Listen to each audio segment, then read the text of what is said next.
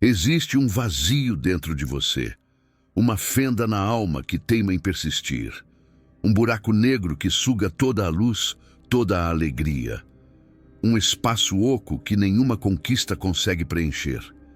Nenhum elogio, por mais sincero que seja, alcança. Nenhum sucesso, por maior que pareça, satisfaz. Você pode ter tudo: apartamento na praia, carrão importado, uma carreira invejável, uma família aparentemente perfeita, e ainda assim acordar no meio da noite, sentindo um aperto no peito, a sensação paralisante de que não vale nada, de que tudo que conquistou foi pura sorte. Ou pior, que a qualquer momento vão descobrir que você é uma fraude. Esse vazio tem nome, tem origem e, acredite, tem explicação.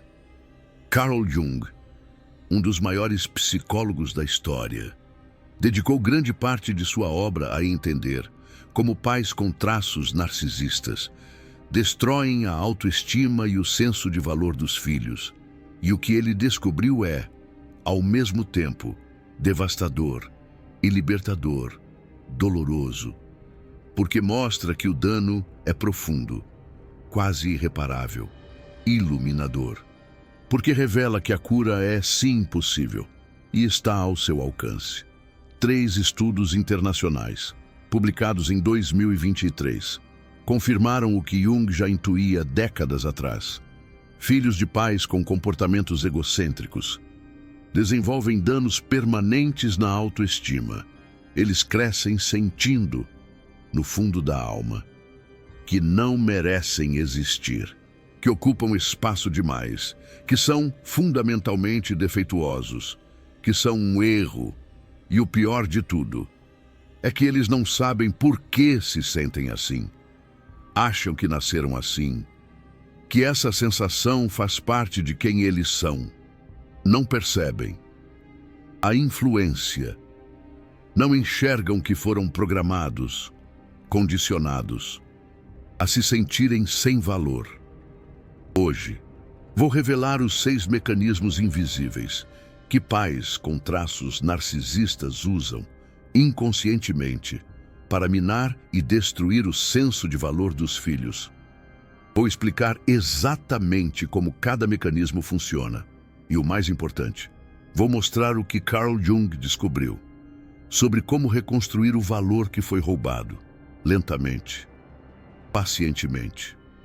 Se você se identifica com esse vazio, se essa descrição ressoa em você, fique até o final, porque a revelação mais importante, aquela que pode mudar sua vida, está guardada para os últimos minutos. O primeiro mecanismo é a competição tóxica, a comparação destrutiva. Pais com traços narcisistas comparam constantemente. Olha como seu irmão é dedicado nos estudos. E por que você não pode ser como a filha da vizinha, Ângela? Na minha idade, eu já trabalhava e ajudava em casa. Parece motivação. Parece que o pai ou a mãe querem ajudar, querem inspirar, querem que o filho ou a filha sejam melhores, que atinjam seu potencial máximo. Mas o efeito prático é exatamente o oposto.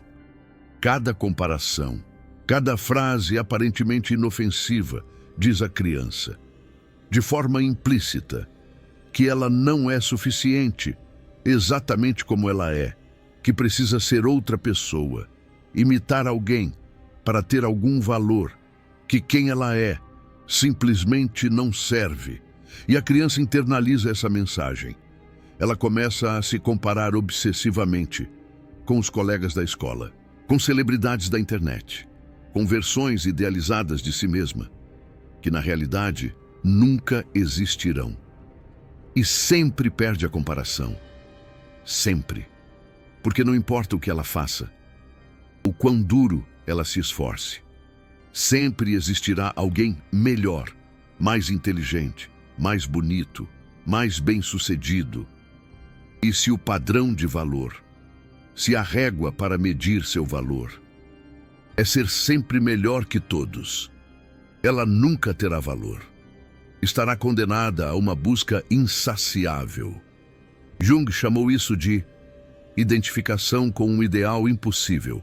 A criança, o adolescente, deixa de buscar ser quem realmente é e passa a buscar, desesperadamente, ser um ideal que não existe. É como tentar alcançar o horizonte. Quanto mais você corre, mais ele se afasta.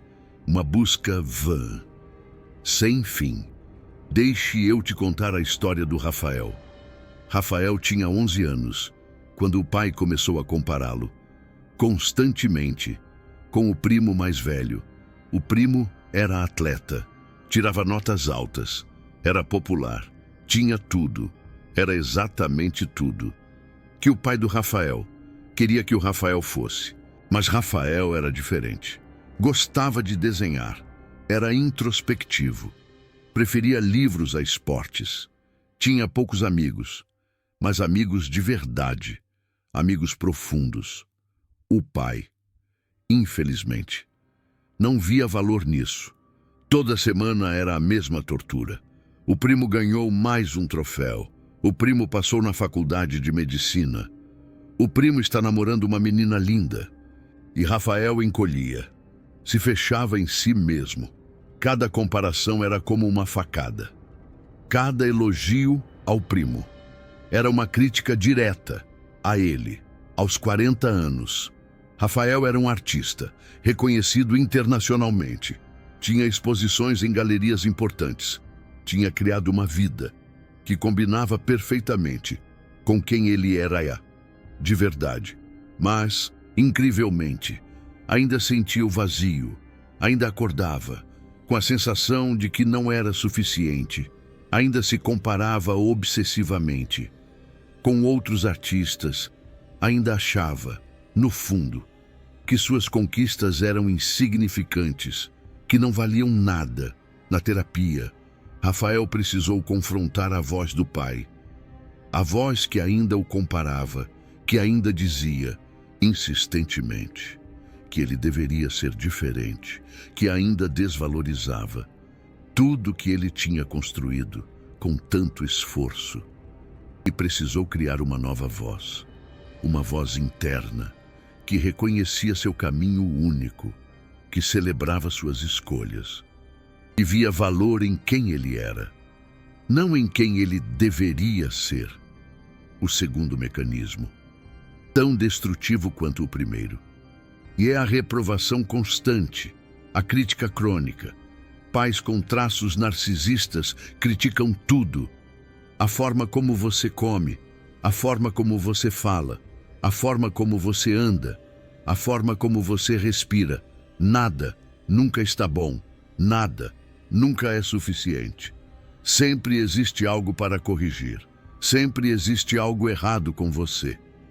E a criança, o adolescente, aprende, da pior forma possível, que ela é fundamentalmente defeituosa, que não existe versão dela que seja aceitável, que precisa mudar tudo em si para ter algum valor, para ser amada. Jung identificou isso como a criação de um crítico interno, patológico. A voz do pai ou da mãe entra na psique da criança e se instala permanentemente.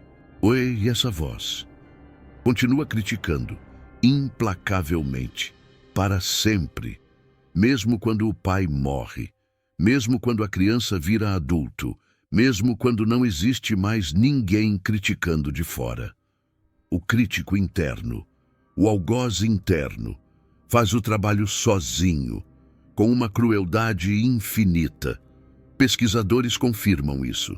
Estudos mostram que adultos que cresceram com crítica crônica têm níveis elevados de cortisol, o hormônio do estresse, mesmo em situações não ameaçadoras. O corpo permanece em estado de alerta, esperando o próximo ataque. Mesmo quando o ataque não vem de fora, ele vem de dentro. Beatriz tinha 32 anos. e era perfeccionista ao extremo. Revisava e-mails 10 vezes antes de enviar. Verificava trabalhos inúmeras vezes. Nunca estava satisfeita com nada que produzia.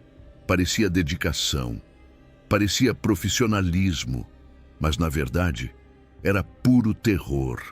Beatriz tinha medo constante de cometer erros, porque na infância cada erro era punido, cada imperfeição era destacada, cada falha era a prova irrefutável de que ela não tinha valor.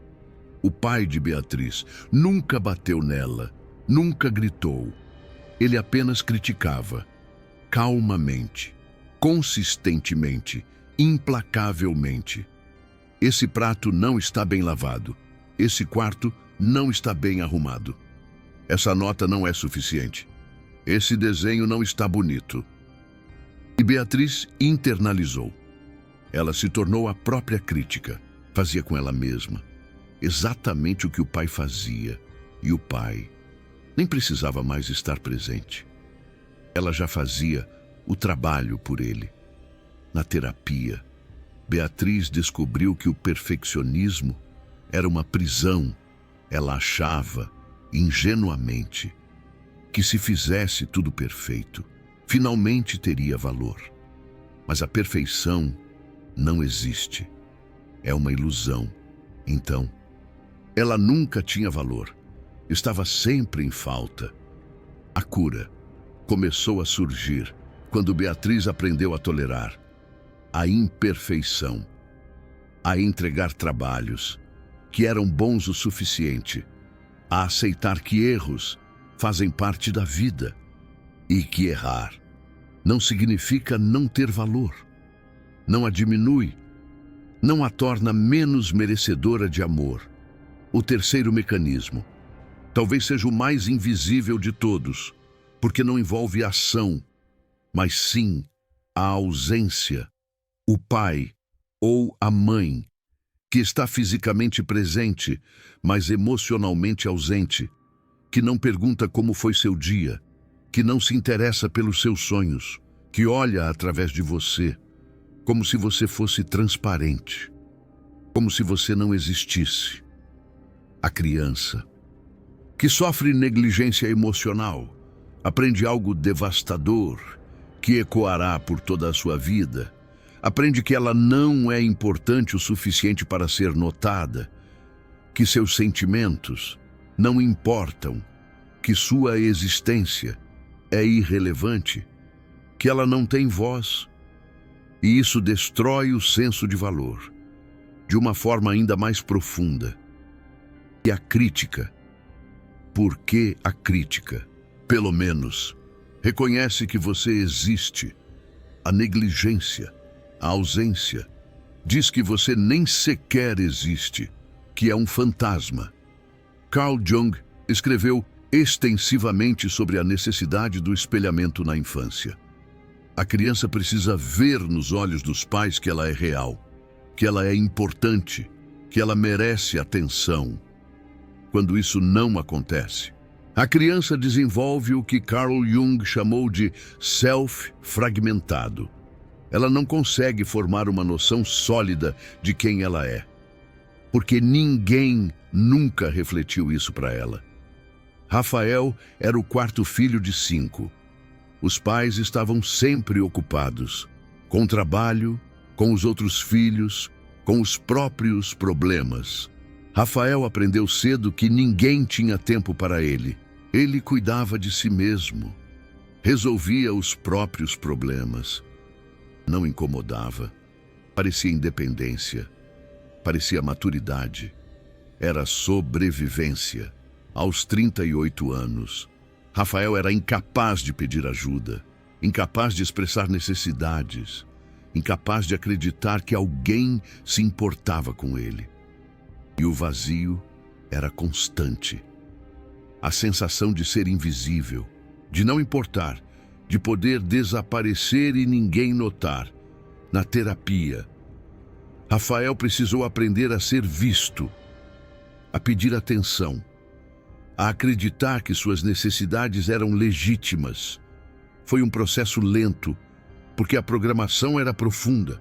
A crença de que ele não importava estava entranhada, mas aos poucos, Rafael aprendeu a ocupar espaço, a dizer o que precisava, a existir plenamente. O quarto mecanismo é o amor condicional. Já falamos sobre isso no vídeo anterior, mas preciso aprofundar aqui em relação ao senso de valor. Quando o amor é condicional, o valor também é. A criança aprende que só tem valor quando faz o que os pais querem, quando tira notas boas, quando se comporta bem, quando performa. E quando falha, perde o amor e perde o valor junto. Isso cria uma conexão dolorosa e iluminadora entre performance e valor. A pessoa passa a vida inteira tentando conquistar valor através de realizações. Mais diplomas, mais dinheiro, mais sucesso, mais reconhecimento.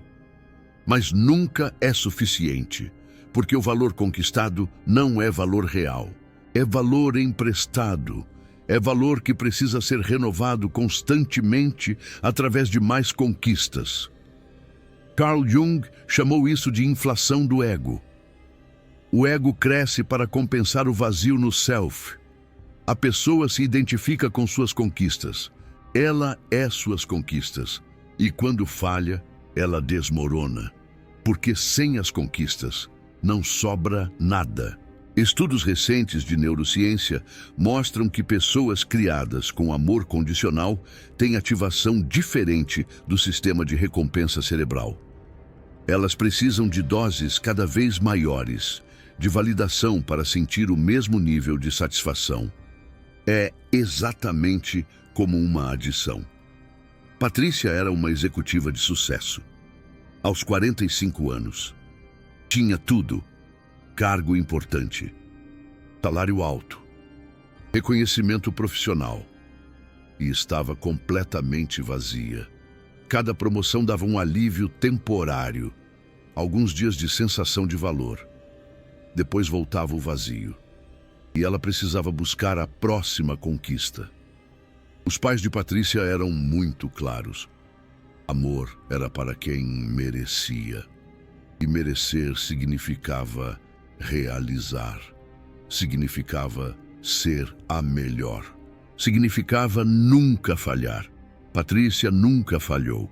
Externamente, internamente, ela era um buraco negro.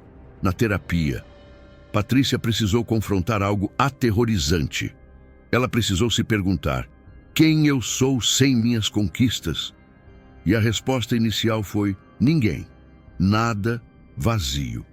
Mas aos poucos, Patrícia descobriu que havia algo além. Havia uma pessoa, com gostos, com valores, com humanidade.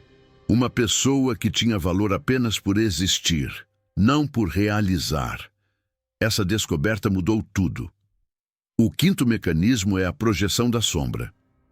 Carl Jung desenvolveu o conceito de sombra para descrever as partes de nós mesmos que negamos, os impulsos que reprimimos, os aspectos que rejeitamos, o que não queremos ver. Pais com traços narcisistas projetam sua sombra nos filhos. Eles veem nos filhos tudo que odeiam em si mesmos e atacam isso. O pai que se odeia por ser covarde chama o filho de covarde. A mãe que se odeia por ser egoísta acusa a filha de egoísmo. E a criança absorve. Ela acredita que é o que dizem que ela é. E o mais cruel é que frequentemente a criança não é nada disso. Ela está carregando o peso de algo que nem é dela. Está sendo punida pelos pecados dos pais. Leonardo cresceu sendo chamado de fraco. O pai era militar, valorizava força, dureza, controle emocional, e Leonardo era sensível. Chorava com filmes, se emocionava com música, sentia profundamente. O pai não tolerava. Fraco, maricas, você precisa ser homem. Leonardo passou 20 anos tentando ser o que o pai queria. Entrou para o exército, suprimiu emoções, construiu uma armadura e, por dentro, morria. A sensibilidade não desapareceu. Foi para a sombra e, de lá, sabotava tudo. Na terapia, Leonardo descobriu algo importante. A sensibilidade não era fraqueza, era força. A capacidade de sentir profundamente era um dom. O pai chamava de fraqueza porque o pai tinha medo da própria sensibilidade. Projetava nos filhos o que não conseguia aceitar em si. Leonardo não era fraco. O pai que era. E Leonardo tinha carregado essa projeção por décadas. A cura de Leonardo veio quando ele recuperou a sensibilidade. Quando permitiu que ela saísse da sombra. Quando descobriu que podia ser forte e sensível ao mesmo tempo. O sexto mecanismo é o mais sutil de todos. É o que chamo de ausência de deleite. Crianças precisam de algo muito específico para desenvolver senso de valor. Elas precisam ver nos olhos dos pais que sua mera existência traz alegria. Não por algo que fizeram, não por alguma conquista, apenas por existirem. Esse olhar de deleite incondicional diz à criança: você tem valor simplesmente por ser quem você é. Você não precisa fazer nada. Você não precisa provar nada. Sua existência é suficiente. Responsáveis com comportamentos egocêntricos não oferecem isso. Eles olham para os filhos buscando o que os filhos podem dar, o que os filhos podem fazer por eles. Como os filhos podem satisfazer suas necessidades. A criança nunca é vista por quem ela é, só pelo que ela pode oferecer. E isso cria o vazio mais profundo de todos. A sensação de que você não merece existir. A de que precisa justificar sua existência o tempo todo. De que se parar de produzir, de agradar, de performar, vai desaparecer. Porque sem o deleite incondicional, a criança nunca recebe a mensagem mais importante. A mensagem de que ela tem valor intrínseco, valor que não depende de nada externo, valor que simplesmente é. Ana tinha 50 anos e uma vida aparentemente perfeita, casamento estável, filhos bem-sucedidos, carreira realizada. Mas Ana sentia que não existia de verdade, sentia que era um fantasma, que se parasse de fazer coisas, ia evaporar. A mãe de Ana nunca olhou para ela com deleite. Ana era a filha mais velha, a responsável, a que cuidava dos irmãos, a que ajudava em casa, a que não dava trabalho. Ana era útil, nunca foi amada por ser Ana. Foi amada por ser útil. E 50 anos depois, Ana ainda estava tentando ser útil para o marido, para os filhos, para os amigos, para qualquer um que precisasse. Porque no fundo, Beatriz acreditava que se parasse de ser útil, ninguém a quereria por perto. Porque ninguém nunca a quisera por perto apenas por ser ela mesma. Na terapia, Beatriz precisou confrontar a maior mentira de sua vida. A mentira de que ela não tinha valor intrínseco. A mentira de que precisava justificar sua existência. Foi doloroso. Porque essa mentira tinha sido o alicerce de tudo. De suas escolhas, de seus relacionamentos, de sua identidade. Uma verdadeira fenda na alma. Mas aos poucos, Beatriz descobriu algo que sempre esteve lá. Descobriu que ela tinha valor, não por ser útil, mas por ser ela, apenas por existir. Há outro caso que preciso compartilhar, porque ilustra como esses mecanismos afetam gerações. Rafael tinha 47 anos quando percebeu que estava fazendo com os filhos exatamente o que o pai tinha feito com ele. Ele criticava, comparava, nunca estava satisfeito. Olhava para os filhos buscando o que eles podiam fazer, não quem eles eram. Rafael não queria ser assim. Conscientemente, ele odiava o pai por ter feito isso. Mas inconscientemente, ele repetia. O complexo paterno estava no controle. Carl Jung explicou esse fenômeno em detalhes. Ele chamou de identificação inconsciente com o agressor. A criança que foi destruída pelos pais cresce e destrói os próprios filhos, não por maldade, por programação. E o mais trágico é que a pessoa frequentemente sabe que está fazendo mal. Rafael via o medo nos olhos dos filhos. Via a mesma expressão que ele tinha quando criança. E odiava isso. Mas não conseguia parar. O padrão era automático. Era mais forte que sua vontade consciente. Na terapia, Rafael precisou fazer um trabalho profundo. Precisou confrontar a própria ferida antes de poder parar de ferir os filhos. Precisou reconhecer que era tanto vítima quanto perpetrador. Isso é difícil de aceitar. Ninguém quer se ver como perpetrador. Mas sem essa honestidade, o ciclo continua. Rafael parou de criticar os filhos. Começou a olhar para eles com curiosidade genuína. Começou a perguntar o que eles sentiam. Começou a celebrar quem eles eram, não o que eles faziam. Foi estranho no início. Os filhos não confiavam. Esperavam a crítica que sempre vinha. Levou tempo para perceberem que algo tinha mudado de verdade, mas mudou. E a geração seguinte não vai carregar a mesma ferida. Essa é a verdadeira cura. Não apenas pessoal, geracional. Existe ainda outro aspecto que Carl Jung enfatizou sobre o senso de valor.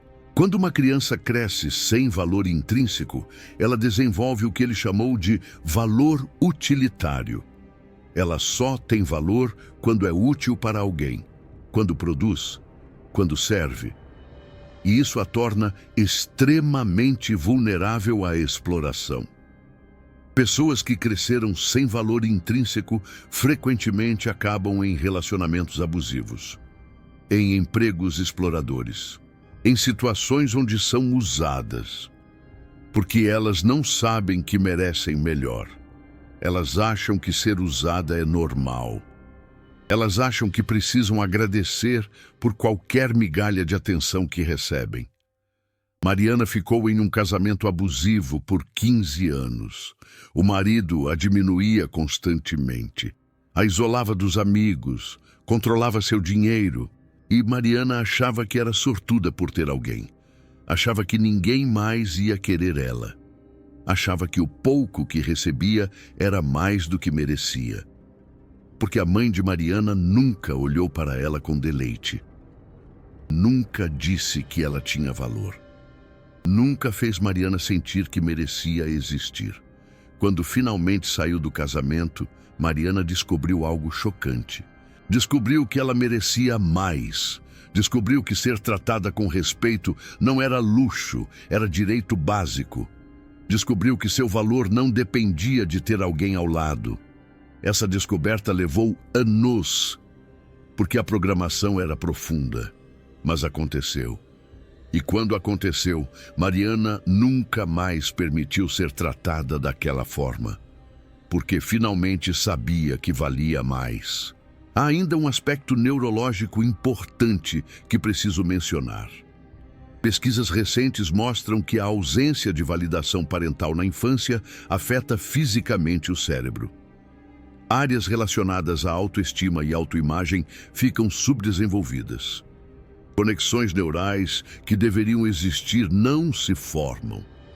É como um alicerce mal construído. Isso significa que a sensação de não ter valor não é apenas psicológica, é neurológica. Está inscrita no cérebro. Mas aqui está a boa notícia. O cérebro é plástico. Ele pode mudar. Novos caminhos neurais podem ser criados em qualquer idade. Isso significa que a cura é possível. Não apenas como ideia, como realidade física. O cérebro pode ser reprogramado. E a reprogramação acontece através de experiências corretivas repetidas. Cada vez que alguém olha para você com deleite genuíno, cada vez que você é valorizado por quem você é, cada vez que você recebe amor incondicional, essas experiências criam novos caminhos. E aos poucos, os caminhos antigos enfraquecem. O padrão de não ter valor vai perdendo força. E por isso que terapia funciona. E por isso que relacionamentos saudáveis curam. E por isso que a mudança é possível. Você não está condenado a carregar esse vazio para sempre. Seu cérebro pode mudar. Seu senso de valor pode ser reconstruído. Agora que você conhece os 6 mecanismos, preciso explicar como eles se conectam. Nenhum desses mecanismos opera sozinho. Eles se combinam, se reforçam, criam uma rede de destruição que é quase impossível de escapar sem ajuda. A criança é comparada e criticada, é negligenciada e amada condicionalmente. Carrega a sombra dos pais e nunca recebe deleite incondicional. E cada mecanismo reforça a mesma mensagem: você não vale nada. Essa mensagem entra fundo, vai para o núcleo do ser, e de lá influencia tudo.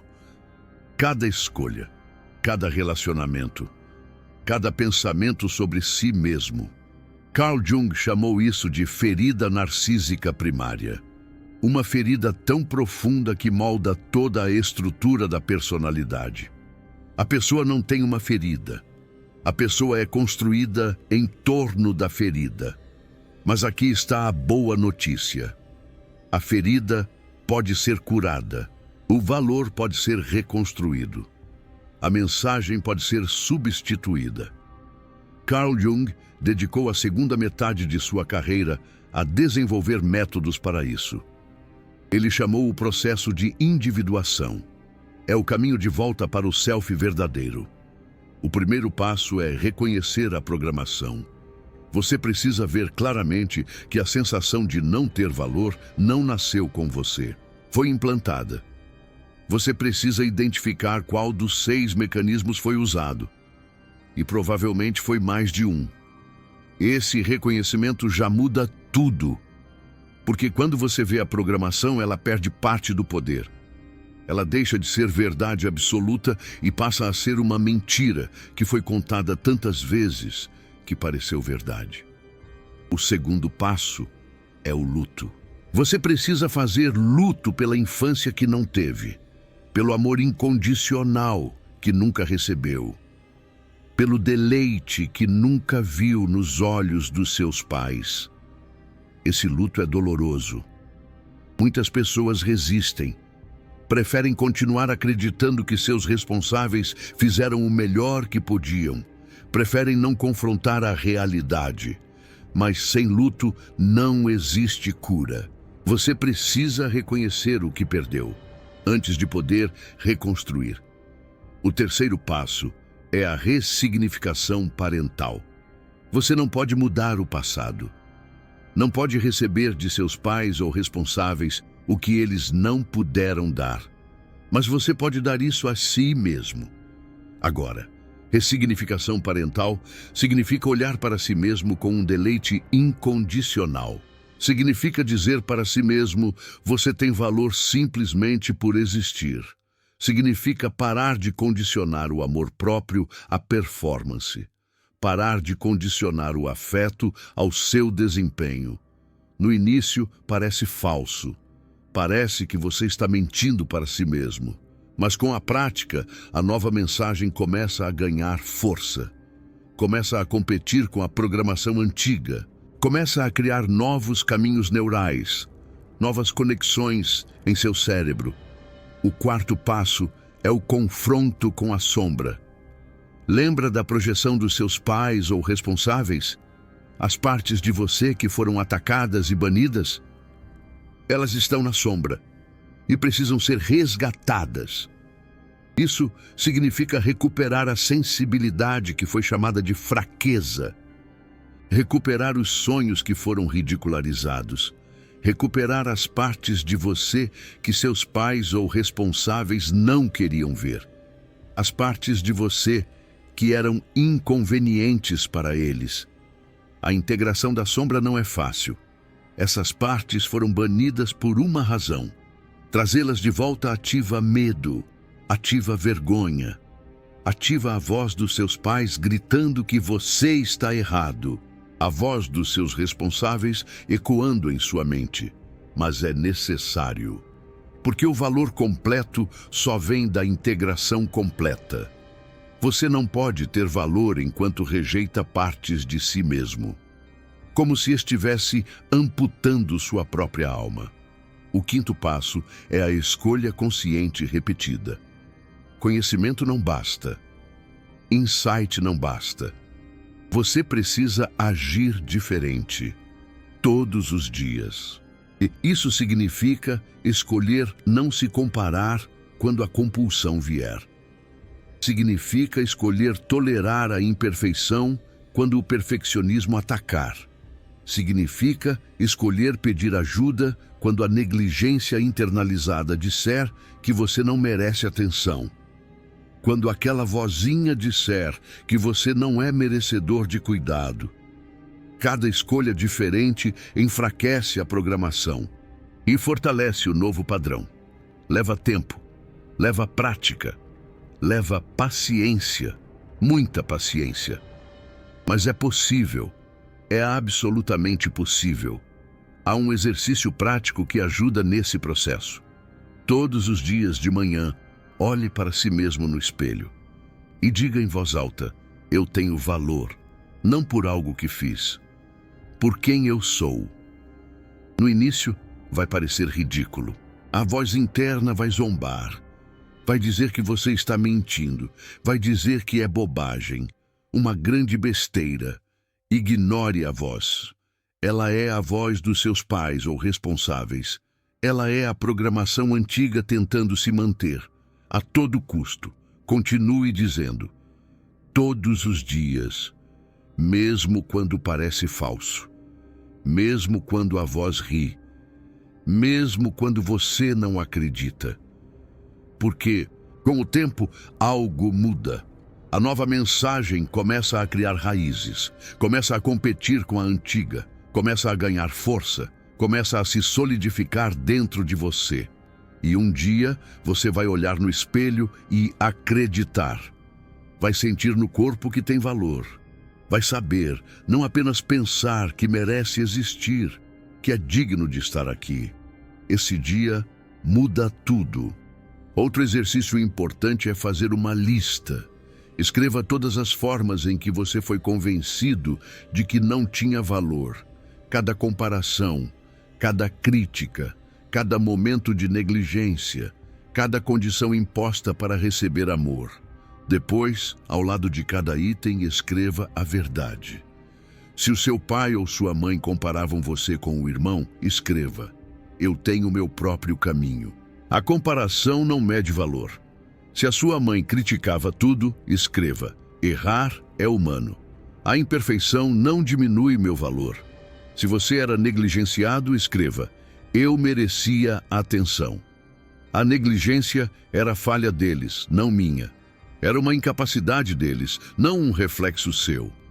Se o amor era condicional, escreva: eu mereço amor incondicional. Meu valor não depende de performance. E não depende de agradar ninguém. Leia essa lista regularmente, especialmente nos dias difíceis. Especialmente quando o vazio voltar, especialmente quando a programação atacar, com toda a força. A lista é um lembrete, um antídoto contra a mentira que foi plantada, uma ferramenta para desconstruir tudo aquilo que te disseram. Mas um exercício que recomendo é buscar experiências corretivas. Experiências corretivas são momentos onde você recebe o que não recebeu na infância. Onde alguém olha para você com deleite genuíno, onde você é valorizado por existir. Essas experiências podem vir de um terapeuta, de um parceiro saudável, de um amigo verdadeiro, de um grupo de apoio, de qualquer lugar onde você seja visto e valorizado. Busque essas experiências ativamente, porque cada uma delas cura um pouco, cada uma cria novos caminhos neurais, cada uma enfraquece a programação antiga. Você não precisa fazer isso sozinho. Aliás, é quase impossível fazer sozinho. O valor é construído em relação. Foi destruído em relação e precisa ser reconstruído em relação. É preciso ter alguém para te enxergar. Por isso, a terapia é tão importante. Por isso, relacionamentos saudáveis são tão importantes. Por isso, comunidade é tão importante. Uma rede de apoio faz toda a diferença. Você precisa de pessoas que vejam seu valor, que reflitam seu valor de volta para você, que ofereçam o espelhamento que faltou na infância, o afeto que você sempre mereceu. E quando encontrar essas pessoas, deixe elas entrarem, deixe elas verem você, deixe elas te valorizarem. Permita-se receber esse afeto. Eu sei que é difícil. A programação diz que você não merece, que você vai decepcionar, que elas vão descobrir que você não vale nada, que você é uma fraude. Mas a programação mente, sempre mentiu. Você vale, você merece, você é digno de amor e conexão.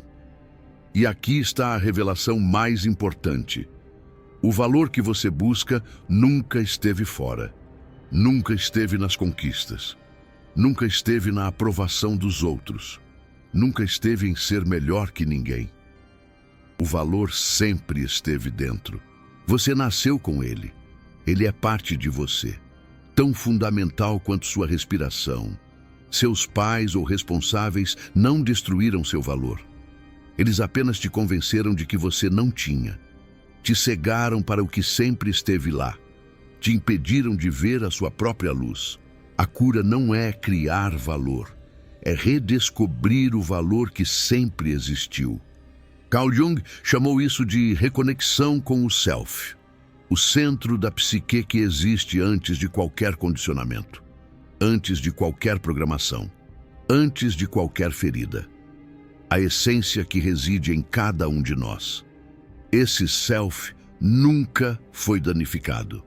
Ele foi escondido, foi enterrado, foi esquecido, mas nunca foi destruído. Ele permanece intocado, esperando para ser redescoberto. E quando você o encontra, quando você se reconecta com ele, algo mágico acontece, o vazio desaparece, a busca incessante para. A necessidade de provar valor some, porque você finalmente sabe, não apenas intelectualmente, mas no corpo, na alma, no ser inteiro, que você tem valor que sempre teve. E sempre terá, não por algo que você faz, por quem você é. Se você chegou até aqui, já deu o primeiro passo, reconheceu a programação. Agora a jornada continua. O valor está dentro de você. Sempre esteve. Você só precisa lembrar.